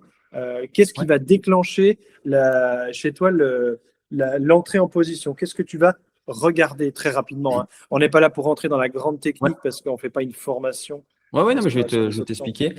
Donc, sur mon portefeuille, je n'ai pas de critères particuliers. C'est une allocation de capital. Par exemple, j'ai une belle poche d'un ETF qu'on appelle SCHD de Schwartz, des sociétés de qualité qui ont un dividende important et une croissance du dividende importante. Là-dessus, tu n'as pas de critères. Tu n'as pas de trucs techniques qui viennent te dire tiens, là, j'entre en position. Si, alors la taille de la position, c'est là où je vais mettre des critères. Le fait que j'ai du SHD dans mon portefeuille, non, il n'y a aucun critère. Mais après, ça va être la taille de cette poche-là qui va être importante. Est-ce que j'en mets beaucoup? Est-ce qu'il surpondère mon portefeuille ou sous-pondère? Ah oui. Non, c'est plutôt qu'est-ce qui va te motiver à prendre une position optionnelle, en fait? Qu'est-ce qui va motiver ton choix d'entrée en position? Donc, sur les ETF, en fait, je vais regarder deux choses. Alors, ça va te paraître bizarre, mais je vais regarder comment tu te trouves par rapport à la droite de régression. La droite de régression, tu sais, c'est la droite des moins de carré, mais foncièrement, ton ETF, il a 10 ans ou 20 ans. Il est dans un canal entre un point haut et un point bas. Ouais. Voilà. Et tu as une droite qui dit, c'est ta moyenne. Par exemple, SCHD, c'est 12,2 par an depuis qu'elle existe. Et puis, dans ce canal-là, ils vont mettre un écart type, deux écarts types au-dessus, un écart type et deux écarts types en dessous. Et c'est que des maths. Quand tu arrives à moins un écart type, tu as 65% de chances qu'il revienne sur sa médiane. Deux écarts types, c'est 95. Donc, globalement, s'il est au-dessus ou en dessous, je vais surpondérer ou sous-pondérer. Ouais, d'accord. Ah oui, d'accord. Tu fais aussi, tu vends, tu prends des gains aussi à partir du moment où il monte trop. Exactement. Quand il est en dessous, je vais prendre une poche. Et puis là, c'est là où je vais faire des ventes de put.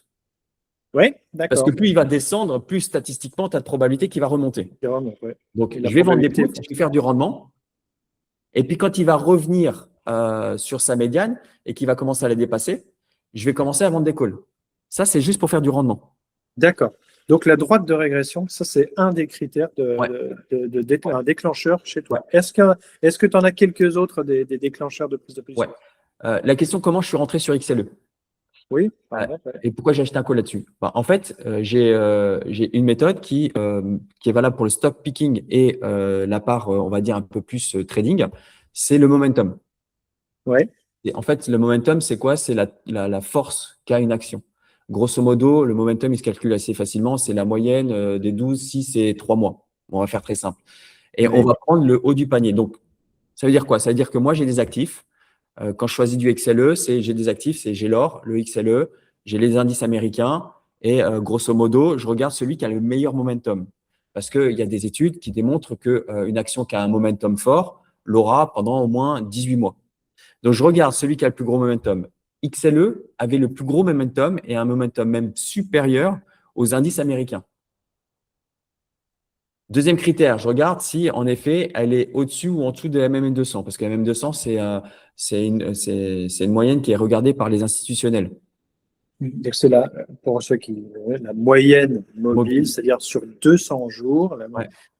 où est-ce que se situe la courbe par rapport à sa moyenne sur 200 jours là, Exactement. Donc XLE en momentum battait les autres indices que j'ai en compétition, donc Ouais. QQQ, SPI, IWM pour le Russell 2000, etc. Il est au-dessus, c'est au-dessus de 200, MM200. Il y a un risque potentiel de conflit, donc j'y vais. Ah oui, ok. Ok. Oui, donc toi, tu conjugues quand même plusieurs choses. De la technique, parce que là, c'est vraiment de l'analyse technique pure, ce dont tu es en train de parler, et aussi de la macro, Ouais. de l'analyse macroéconomique. Ok, ça, c'est bien. Il y a plusieurs dimensions, hein. On peut faire de l'analyse technique, on peut faire de l'analyse macro, mais on peut aussi faire de l'analyse fondamentale. Et quelque part, tu en as aussi des critères d'analyse fondamentale, même si dans nos échanges, tu dis, ah, moi, je ne fais pas ça. En fait, si, tu le fais. Parce que quand tu vas sur un ETF quality comme Schwab, tes critères sont fondamentaux en réalité. Oui, c'est vrai. Voilà. C'est vrai. C'est juste qu'ils sont peut-être plus flous Ouais, dans c'est vrai. ton esprit, mais ils sont derrière. Il n'y a Ouais, pas que la macro et la technique. Tu conjugues les trois dimensions ouais, en ouais, fin de compte. Et ouais. c'est certainement une des approches les plus intelligentes sur le marché. En tout cas, je ne sais pas si elle est intelligente, mais Elle fonctionne. elle fonctionne pour moi. Ouais.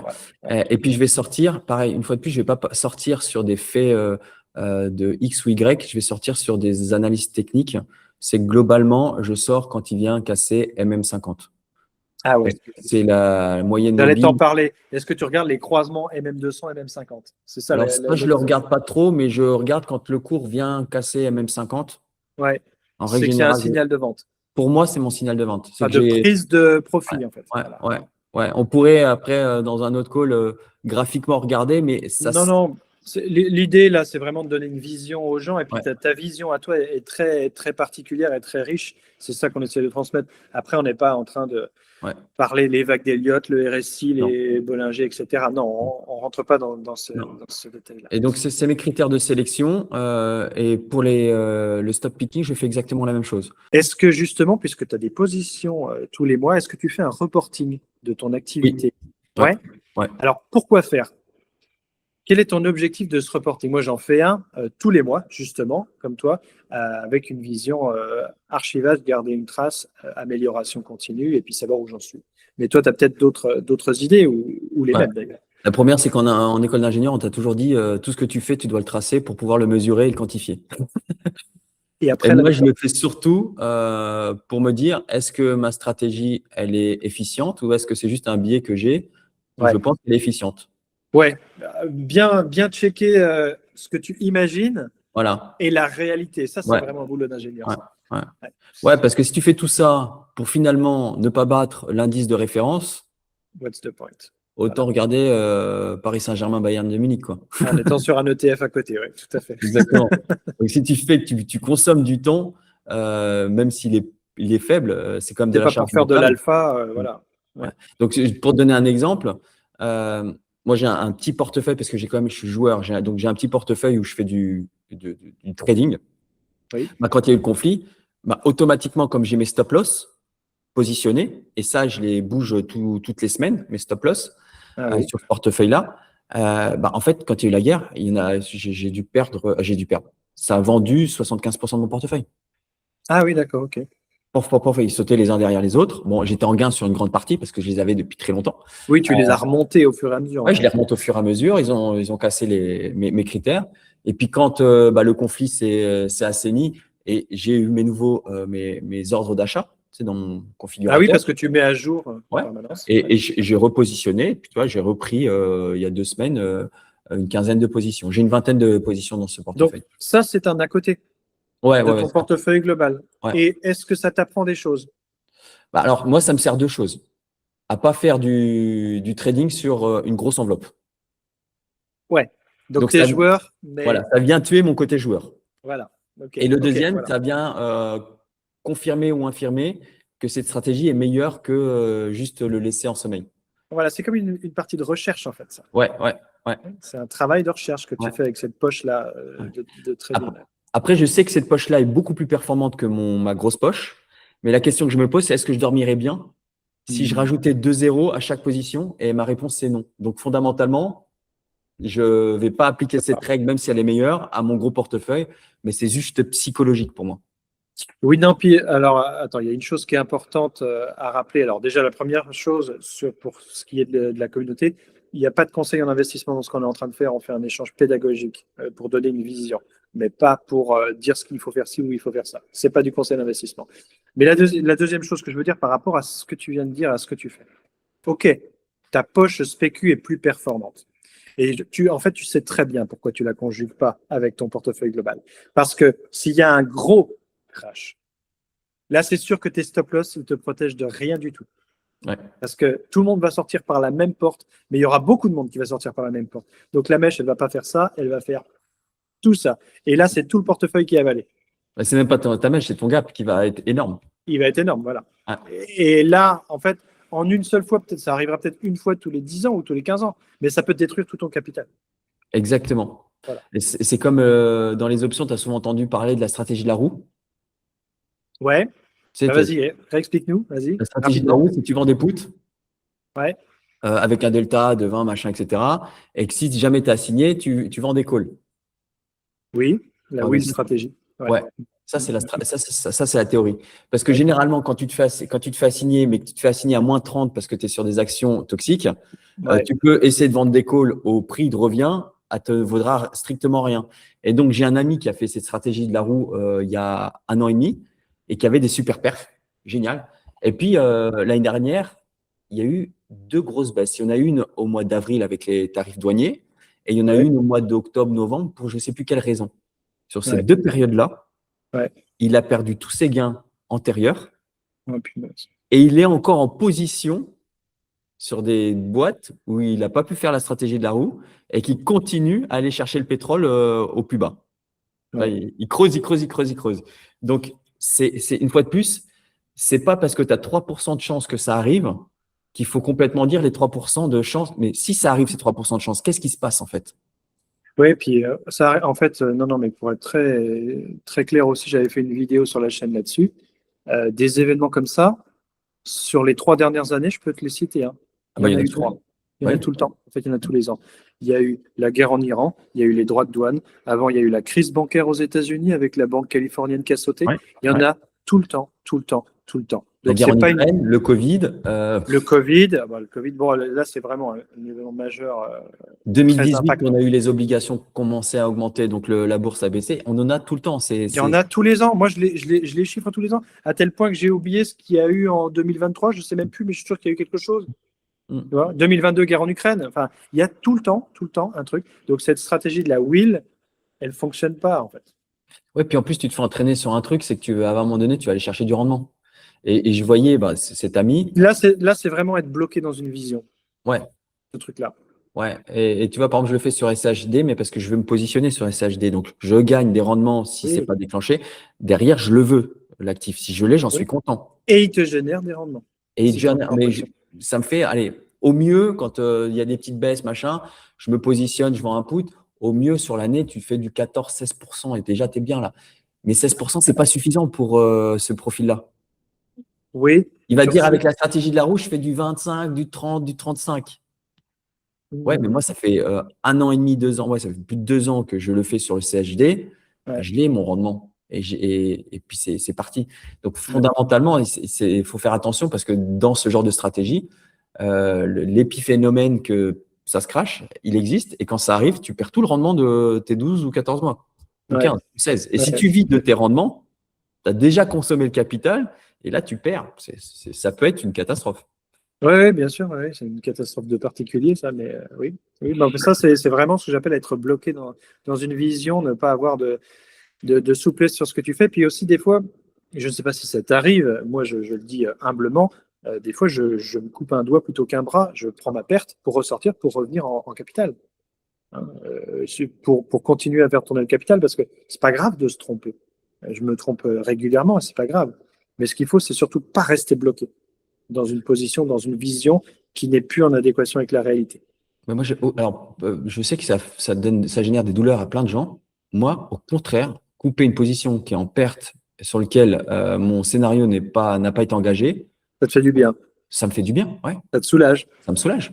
Ouais. Ça, c'est vraiment un phénomène émotionnel qui est incroyable. Moi aussi, des fois, je me dis, ça me travaille, cette position, elle m'embête. Je la coupe et hop, je me sens mieux et je repars. Bah, Téléperformance, j'avais perdu 25% à croise MM200. J'applique mon truc bête et méchant, mais ça m'a soulagé. Et là, quand je vois Téléperformance qui est en train de chercher du pétrole au fin fond de la mer, là, je me dis, mais quel soulagement, tu vois. Ouais, ça Et va si bien ça mieux. repart, c'est pas grave parce que je me suis repositionné sur d'autres boîtes. En fait, je l'ai oublié celle-ci, tu vois. En fait, ouais, il vaut mieux prendre une bonne décision et avoir de la malchance parce que l'action est repartie derrière, que de rester sur une mauvaise décision, même si ça repart derrière. Ouais, en fait, tu peux, parce que en fait, ce qui se passe la plupart du temps, c'est que ça continue de baisser. La bonne décision, c'est de couper, c'est de prendre sa perte, c'est d'avoir eu déjà au préalable une taille raisonnable de position, que ça n'emporte pas tout le portefeuille. Ça, c'est la première chose. Mais aussi, la bonne décision, c'est ça va pas, ton scénario ne se réalise pas, il faut sortir. Même si peut-être que plus tard, et si, et peut-être, et un jour, ça va repartir, la bonne décision, c'était de sortir. Et ça, en fait, c'est un truc qui est très difficile à faire. Émotionnellement, en tout cas, c'est très difficile à faire. Mais que tu vois, quand tu l'as fait, il y a un soulagement. Tu te sens mieux. Puis tu passes à autre chose, en fait. Comme dans plein de choses, tu passes à autre chose. Non, mais parce qu'il y en a qui tombent amoureux de leur boîte. Tu vois, au début de la guerre en Ukraine, alors malheureusement, les guerres, c'est malheureux pour certains et il y en a d'autres qui en tirent profit. Mais on ne peut pas agir dessus. Donc, j'ai dit, bon, qu'est-ce que ça va venir jouer? Donc, il y avait le pétrole qui a augmenté. Et puis, moi, je regarde l'industrie de l'armement. Fondamentalement, qui sont les grands vainqueurs de ça, c'est l'industrie de l'armement. Donc, je fais un Ouais, stock de tout ce qu'il y a. J'ai voulu prendre du Lockheed Martin et je ne l'ai pas fait. Non, moi, je prends Rheinmetall. Ah ouais, bien aussi, ouais. Non, mais Lockheed Martin, je l'ai vu à 250 et elle est peut-être à 500 là aujourd'hui. Ouais, 400 quelque chose. Tu sais quelle performance j'ai fait sur Rheinmetall? 930%. Et là, j'ai fait uniquement, j'ai appliqué ma règle. Quelle est la boîte qui a le plus gros momentum? Ouais. Et je l'ai gardé jusqu'à temps qu'elle coupe même 50. Et si tu regardes, je l'ai gardé jusqu'à il y a 3-4 mois, je l'ai vendu. Ah, tu l'as vendu, d'accord. Ouais, je l'ai vendu. Et puis, elle a coupé MM50. Et puis là, elle est en train de végéter parce qu'elle était sur valo. Et je regarde même plus la valo parce qu'en fait, on rentre dans l'irrationnel. En fait, les gens vont venir se positionner.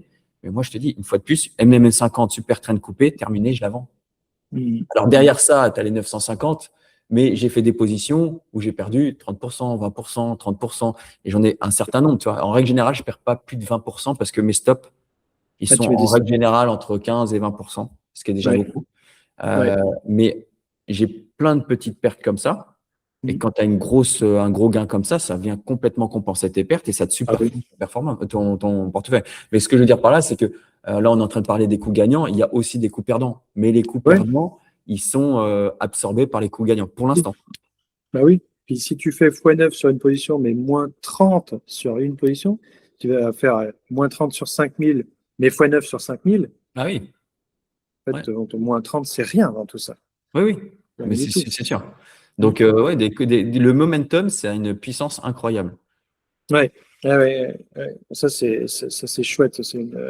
C'est un excellent tips à Et puis, ça partager. évite de tomber amoureux parce que plus tu fais de recherches sur une boîte, Oui. plus tu Ouais. confirmes un biais, tu valides le biais de confirmation et plus tu auras du mal à sortir. Alors que moi, c'est purement technique. Je regarde Ouais. une maison l'autre. Je t'admire pour ça parce que c'est difficile de faire ça. Mais c'est le biais de confirmation plus le biais de familiarité. Comme tu Mm. l'as beaucoup regardé, que tu t'es documenté, c'est comme si tu vis en France, donc tu achètes du Renault parce que tu vois des Renault partout. Bon, c'est vraiment le biais de familiarité. Il y a rien qui. Un jour c'est bien, mais demain peut-être pas. Voilà. Et ça c'est comment il s'appelle Benjamin Graham qui aimait bien jouer avec ses étudiants. Il leur a donné deux fiches de relevé d'état financier de boîte. Il leur a dit vous me les comparez. Bon, bah, la boîte de gauche était bien, la boîte de droite était pas bien. Et il leur dit bah, en fait c'est la même. C'est la même entreprise, mais avec 6 ans d'écart. Donc un jour ça va bien, le lendemain c'est plus la même boîte. Voilà. Donc faut pas tomber amoureux de ces actions. Ouais. Ok. Écoute, on arrive à la fin de notre interview. Je te pose encore deux, trois petites questions très rapides, Vas-y. juste pour avoir tes réponses dans ta pratique. Et puis je te laisserai le mot de la fin, bien sûr, pour conclure. Une des dernières questions. Est-ce que tu suis l'actualité et est-ce que ça t'aide ou est-ce que ça t'influence? Très rapidement. Je la suis parce que j'aime ça. Ouais. Est-ce que ça m'aide? Je pense que ça me dessert plus que ça me sert. Est-ce que ça m'influence? Je pense qu'indirectement, oui. Mais comme j'ai un modèle technique, en réalité, non. Très bien. Super. Le cadre est toujours là. Est-ce que tu as un objectif de patrimoine particulier que tu veux atteindre maintenant dans ta vie ou d'aujourd'hui? Est-ce que tu te dis à la fin de mon existence, je veux avoir atteint tant et transmettre tant? Non, parce que ça va me générer du stress sur des facteurs. En fait, moi, je fixe jamais des objectifs, je fixe des moyens. Très bien. Excellent. Tu te concentres sur les moyens et pas sur les résultats. Ouais. Ça, c'est une excellente réponse. Quelle transmission t'envisages? Comment tu vois les choses par rapport à tes enfants? Est-ce que tu es dans la team je laisse rien ou dans la team je veux transmettre au maximum? Est-ce que tu as une réponse à apporter à ça? Est-ce que tu as déjà pris le temps d'y réfléchir? Oui, alors, la première chose, c'est que je veux l'éduquer sur la partie financière. Donc, il a 5 ans et ça fait 1 an et demi qu'il connaît déjà la Tranquille, hein, notion. c'est un enfant pour l'instant. Ouais, c'est un enfant, mais je te donne un exemple très simple. Tu veux une voiture maintenant ou tu veux le pack de 5 dans une semaine? Il n'y a pas de mauvais choix, mais il y a juste un choix. Et ben, tu vois, là, demain soir, il faut que j'aille acheter le pack de 5 parce que la semaine dernière, elle a dit non, je ne la prends pas aujourd'hui, je la prendrai dans une semaine. Mais globalement, un, je veux l'éduquer Oui. à la valeur de l'argent. Et deux, non, j'ai pas envie de mourir et de brûler l'argent pour lequel j'ai travaillé. S'il n'y a pas de transmission pour moi, mais ça, c'est ma raison personnelle, ça n'a pas de sens pour moi en tout cas. Une perte de sens. Je suis Ouais. d'accord. Sachant qu'en plus, au Portugal, il n'y a pas d'imposition sur la transmission du patrimoine. Allez, bim. Mmh. Merci de nous avoir remis une cartouche. Ok, donc alors, je résume. Tu ne te fixes pas d'objectif chiffré parce que c'est tout simplement c'est bon pour ton esprit, quoi. Ça te ferait du mal d'avoir un objectif chiffré. Je fais la même chose en fait. J'ai eu une période de ma vie où je me disais tiens cette année je vais arriver à temps sur mon portefeuille et en fait plus ça avançait plus ça me faisait du mal parce que ça se passe pas comme ça. C'est pas tu peux pas savoir exactement où tu vas atterrir. Non, mais tu as une raison simple à ça. C'est s'il y a 5 ans, pendant le Covid, tu te projetais, est-ce que tu pensais que tu allais faire des années à 25% de performance sur le SPI? Non. Bah oui, c'est sûr. Et puis, si tu étais né en 2020, en 2000, pendant 10 ans, il y a eu, c'était flat. Tu Ouais. t'es fait fixer des objectifs avant la crise. Tu te dis, bon, bah, 15% par an. En fait, à part te rendre malade, tu prends pas le contexte. Dans un contexte où le SPI gagne 20%, bah, moi, Oui, j'ai bien sûr. intérêt, si je fais tout ça, de le battre un peu plus, tu vois, d'avoir un Mais delta ça, entre les deux. voilà, puis ça dépend pas de toi, ça en fait. Ça Ça dépend pas dépend de moi. pas de Moi, ton le seul truc, c'est travail. le moyen pour être meilleur que l'indice de référence. Tout à fait. Ok. Et je me rends Euh, pas malade comme ça. ouais. Oui, je suis d'accord. Bon, moi, c'est un truc que j'ai arrêté de faire et puis en fait, j'ai que des bonnes surprises et c'est très bien. En fait, je vais de bonne surprise en bonne surprise. Pour terminer sur la question de la transmission, tu m'as parlé d'éducation et ça, c'est une excellente réponse, c'est un excellent biais. Est-ce que tu souhaites former toi-même tes enfants ou est-ce que tu souhaites les envoyer se former sur la finance ou sur l'investissement?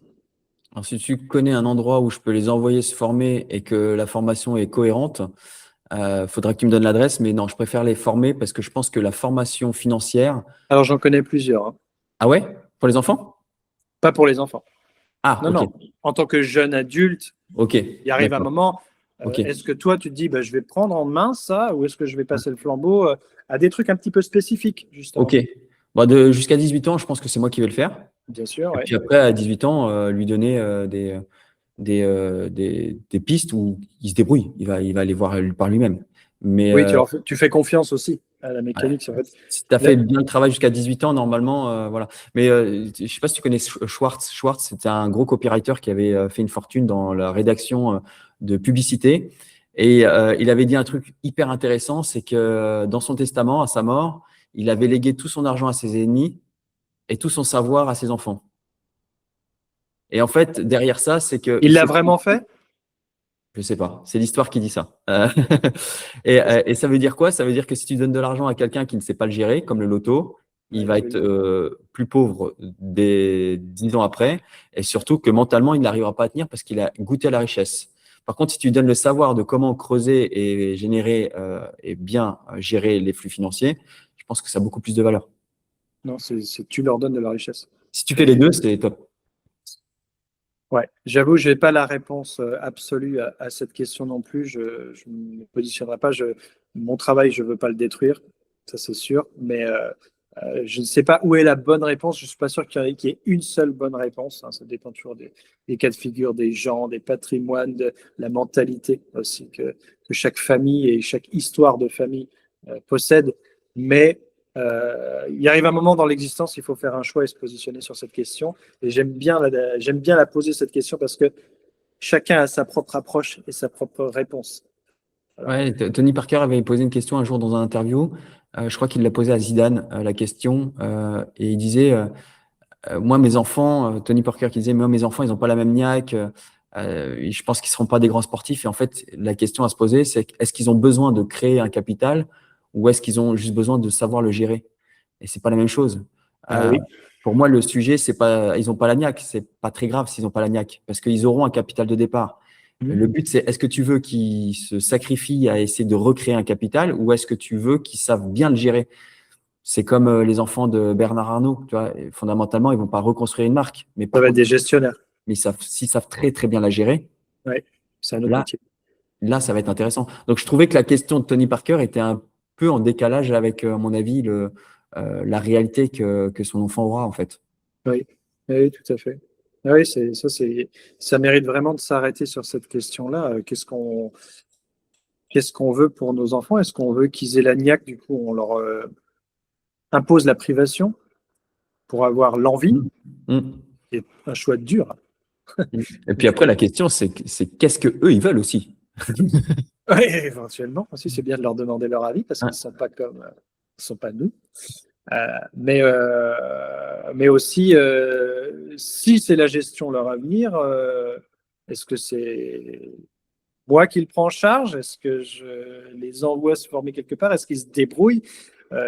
Moi aussi, je pense, alors, une chose fondamentale que je pense, c'est que je prêche pas par le discours, je prêche par l'exemple. En fait, ils m'auront vu toute ma vie faire. Et en fait, ils feront bien ce qu'ils veulent, mais ils auront eu un modèle, il y aura eu un précédent. Mm. Et la route, elle aura été juste tracée, libre à eux de la prendre ou pas. Et aussi, deuxième chose, faut faire confiance aussi. La jeunesse, t'inquiète pas, elle ira plus loin que toi, hein. Elle sera plus performante. Tu C'est auras sûr. déjà répondu à un certain nombre de questions sur ton parcours et elle fera le reste. Bah, tu regardes les générations. Est-ce que tu n'as pas créé plus de richesses que tes Oui, parents et tes parents n'ont pas créé plus de richesses que tes grands-parents? bah si, en fait, clairement. Donc, c'est Clairement. pour ça que le sacrifice à 20 ans d'économiser de l'argent, pour moi, c'est pas la bonne chose à faire. Parce que ce que tu es capable d'économiser à 20 ans et ce que tu es capable de générer à 30 ou 40 ans si tu as eu une bonne éducation, des bonnes compétences et d'aller dans le bon endroit, c'est complètement différent. Donc pour toi, il ne faut pas épargner quand on a 20 ans? Non, je pense qu'il faut vivre. Ouais, je pense qu'il faut savoir faire les deux. Ça, par exemple, moi, j'étais ingé, je crois que j'ai gagné 3 000 euros quand je suis sorti d'école. Ouais. Euh, donc, ça faisait 36 000 euros à l'année. 10 ans après, 36 000 euros, je faisais peut-être 36 000 euros en 3 mois. Ouais, ok. Et puis récemment, j'ai fait 36 000 euros par mois il y a 3-4 ans. Donc, tu vois, si tu arrives à avoir ce niveau-là, bah, tu auras souffert au moment de la vie où tu aurais dû en profiter. Et Oui, fondamentalement, les 1 000 euros que tu as mis de côté ne changeront rien dans ton impact de patrimoine à alors, 40 ans. je vais te donner Un un avis contre-exemple. un petit peu controversé par rapport à ça, c'est que je suis d'accord avec ce que dit Robert Kiyosaki. L'important, c'est pas les sommes d'argent que tu arrives à générer, parce que tu peux être capable de générer des très grosses sommes d'argent. L'important, c'est les sommes que tu parviens à conserver. Ouais. Parce que dans le temps, ça fait la différence. Et à mon avis, là, si je dois apporter une nuance à ce que tu dis, c'est qu'il faut quand même apprendre progressivement à devenir un gestionnaire raisonnable de l'argent et pas un performeur Ouais. financier, mais un gestionnaire raisonnable qui conserve, qui Ouais, je conserve, suis qui fait d'accord. travailler. Voilà. Il faut réussir à conjuguer les deux. Je pense que c'est ça, moi, que j'aimerais véhiculer au moins comme message à mes enfants. S'il doit en rester qu'un seul, au moins ce serait celui-là. Tu vois. Ouais, ouais, il faut pas qu'il rentre, en tout cas, il faut pas qu'il rentre dans les FIRE mouvements où tu vis dans une roulotte jusqu'à 40 ans, tu économises le moindre. Ouais, Ça, c'est du sacrifice pour rien, je pense. pour moi, c'est un peu du média. Enfin, ça, c'est une image que veulent donner un petit peu les médias d'aujourd'hui parce que ça fait le buzz, si tu veux, mais je pense que les gens Fire sont pas vraiment Fire, en fait. Ils Ça, je vivent reconnais en mieux. plus. Oui, ils vivent mieux que ça, en réalité. Ils Ouais, vivent pas ouais, ouais. manger des bâtons de carottes dans une roulotte sur le bord de la route. Ok, bon, super. Écoute, le mot de la fin, il est pour toi, si tu veux bien, Jérôme. Je te remercie déjà pour tout ce que tu nous as apporté. Cet échange, il était super. Qu'est-ce que tu as envie de dire particulièrement aux gens, ou est-ce que tu as une sorte de mantra personnel, une idée forte qui guide ton action, ou une façon de voir les choses qui est bien à toi et que tu voudrais bien nous partager comme un petit mot de la fin, quoi. Ouais, alors je pense que si j'avais un mot de la fin, c'est que, en tout cas, mon mantra, c'est que j'ai pas de mentor. Je suis pas omnibulé par une personne ou par des personnes. J'aime les idées de beaucoup de gens, mais c'est moi-même qui me fais ma propre idée.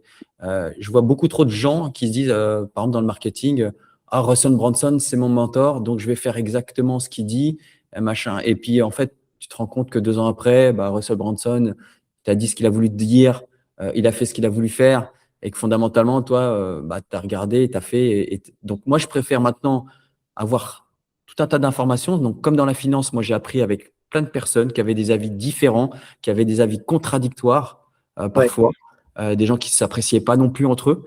Ben, moi, je prenais les formations, j'ai appris, j'ai mis en application, j'ai regardé ce que ça donnait, j'en ai pris une autre et ainsi de suite, et je me suis fait mon propre modèle. Je ne sais pas si c'est le meilleur, mais en tout cas, j'ai la conviction que ce que je fais est bien et je ne m'associe pas à quelqu'un. Et ça, je pense que c'est important parce qu'aujourd'hui, malheureusement, on est souvent guidé par des influenceurs, mais il ne faut pas oublier que leur modèle économique, il est fait pour que tu les regardes et ils vont pas te raconter la réalité. Donc, fondamentalement, ils vont te raconter ce qu'ils veulent te raconter. Et un formateur, c'est un peu pareil. Il va te raconter sa méthode, mais c'est pas parce que sa méthode marche pour lui qu'elle ouais, marche pour tout le monde. Par contre, se former chez plusieurs personnes, même sur des thématiques identiques, par exemple dans les options, je me suis ouais. formé sur 3 Français et j'ai pris des formations aux États-Unis. Chacun avait ses particularités et ça te permet d'avoir un 360 un peu plus large, tu vois. Ouais. Donc, Comme toujours, c'est le fanatique qui est dangereux. oui, exactement. C'est le gars qui épouse juste Ouais, ouais, ouais, un ouais. seul biais qui est dangereux. Mais pareil, être obtus, c'est tout aussi dangereux.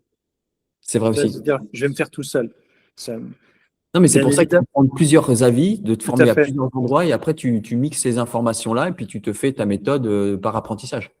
Ouais, ouais, ouais, bah, c'est un excellent mot de la fin, de rester ouvert et de mutualiser, et puis pas épouser juste une philosophie, puis aussi peut-être l'adapter à sa propre personnalité. Ta réponse à toi, c'est la tienne. Exactement.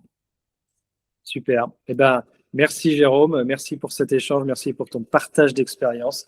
Ce sera vraiment très riche pour la communauté Option et Liberté. Je suis fier de cette interview, je suis content Merci de à ce que toi. tu nous as apporté. En attendant, à tout le monde, je vous souhaite comme d'habitude de bons investissements, maîtrisez vos émotions et soyez libres. Ciao.